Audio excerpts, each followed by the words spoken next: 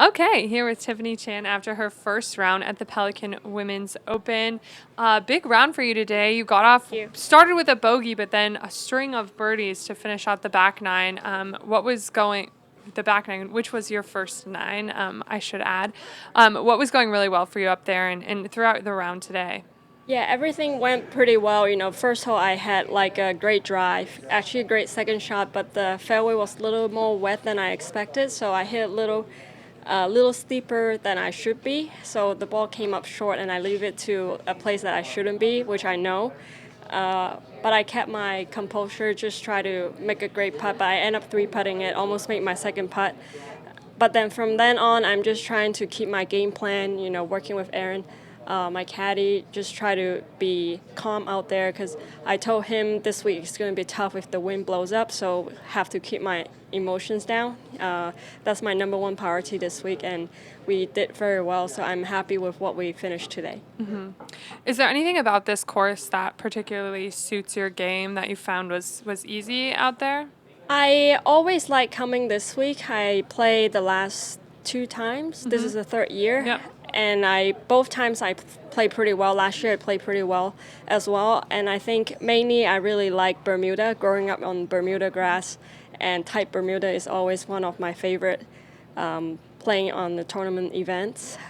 So I guess it worked really well for me, reading the grain and also chipping from the grain, which a lot of players might not liked it. And I guess I just try to take advantage of it. Awesome. Go ahead. The one I have to add is how did you kind of spend yesterday, and how difficult is it when you're building up for a Thursday start, a typical tournament start, and then you just have an unexpected day off?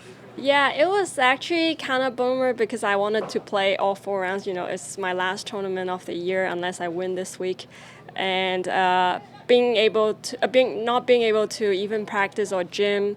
I actually went to another gym, but not being able to come here is kind of not my usual routine.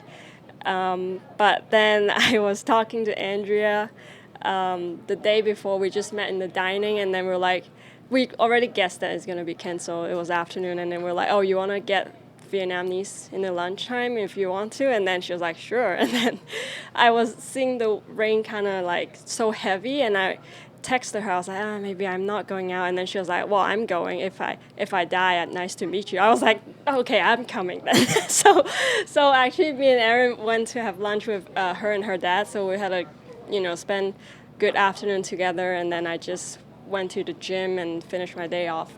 That was Andrea Lee. That was Andrea Okay. Lee, yeah. Awesome, thank you. Yeah. Awesome. One more question for me. Like you said, I know you're like around 120 on Race to CME Globe, so this could be your last tournament. How are you sort of managing expectations? I know with a win you could get there, but how have you sort of been thinking about that? So I talked to you guys earlier this year that I coming in the new season with conditional status, and my recent play in mid-year helped me to get into more tournaments. So I played 12 event this year, and which is that was what I was planning to slowly get my status back. And unfortunately, I couldn't get into bigger tournaments, the major, to get higher points up. But I just try to learn to appreciate a new day, a new tournament. Doesn't matter where I play. If I end up have to play mini tour or any tour next year, I will still be happy and work on what I have to. And I think that's what kept me going in the last year and a half. And I really appreciate my friends and family around me that helped me think that way. Awesome. Thank you. Thank you.